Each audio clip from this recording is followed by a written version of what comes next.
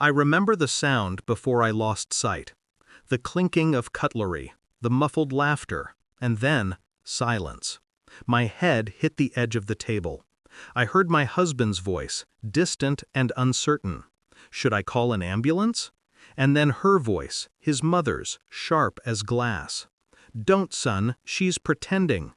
7 months pregnant, lying on the floor, breath shallow, heartbeat fading, and he listened to her. I lost consciousness with my husband standing above me, debating whether my life was worth the cost of a phone call. When I opened my eyes again, I was surrounded by white. The sterile chill of the hospital wrapped around me like punishment. The nurse smiled with a kind of pity I didn't understand. "You're awake. The doctors will speak to you soon." I tried to ask about the baby. She looked away. Minutes later, a doctor walked in. His expression was steady, but something in his eyes broke me before he spoke. "Mrs. Rahim, we found something unusual during the emergency procedure. You're stable now, but—" He hesitated. "You weren't just brought in unconscious. Someone had given you a sedative, strong enough to stop your heart." I froze. Sedative? He handed me a lab report, my name printed at the top, my blood, my results. And there, traces of a drug I'd never heard of, administered recently. He said, almost gently, "Whoever brought you here left immediately." I met my husband 5 years ago. He was the man every woman was told to want. Charming, attentive, effortlessly kind. I mistook his silence for stability, his obedience to his mother for respect. In the beginning, his mother adored me too. "Finally, a good girl," she said. "Quiet, polite." I thought it was approval. It was a test. The first shift came after our wedding. She didn't want me to work. Then she didn't want me to eat certain foods. Then she didn't want me to speak when guests were over. And my husband, my once prince, nodded to every command. By the time I was pregnant, I was a ghost in that house. The signs of betrayal weren't loud. They were whispers. The way my prenatal vitamins would sometimes taste bitter. The dizziness that always came after tea. The subtle way she'd insist on preparing my food herself. I thought I was paranoid. Pregnancy hormones, I told myself.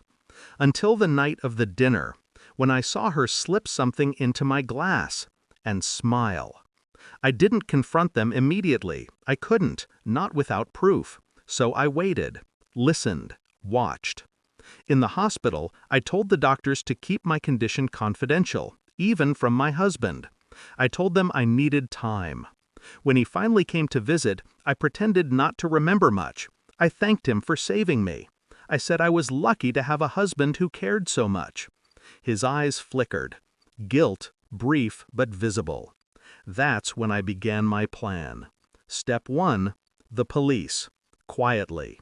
I handed them the lab results, told them I suspected poisoning. Step 2, the lawyer. I revised my will, filed for divorce in secret, and shifted the property my father left me to my unborn child's name. Step 3, the performance. I moved back home, pretending reconciliation. I smiled at family dinners again, ate her food again, but only after switching plates when she wasn't looking. 2 weeks later, she ended up hospitalized. Same sedative in her blood. The police investigation unfolded quietly. They found traces of the same substance in the family kitchen, hidden among spices. Her fingerprints, her handwriting on the label. My husband tried to save her, but when they questioned him, he broke. Confessed he'd known.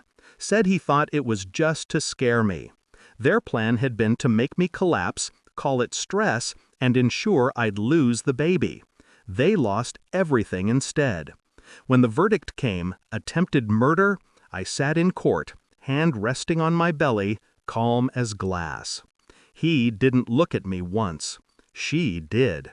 And for the first time, she looked afraid. Now, when I lie awake at night, feeling my child's heartbeat under my hand, I remember that floor, that moment, that silence before darkness. And I remind myself, some revenges don't need fire or fury. Sometimes they just need truth, served cold and in public. They thought I was pretending. They were right. I pretended to forgive so I could finish what they started.